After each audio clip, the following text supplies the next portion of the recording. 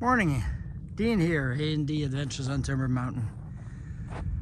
We had a great snowfall yesterday. Timber's doing fine, just shoveled the front. It's going to be the first time I open the doors completely today. I got to get some machinery in to make some chains, which I bought.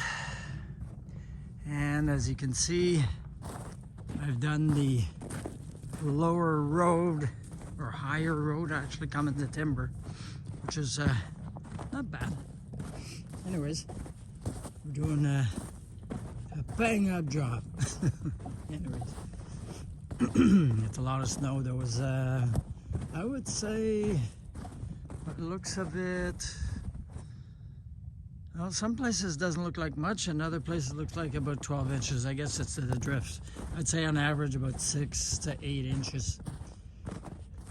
Well, the one thing about snow, you have no choice but to remove it.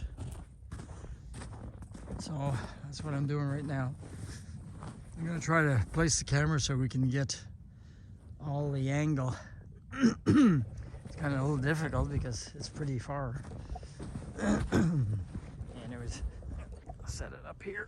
Just remember it's camera's up here. That should be a good angle. Well,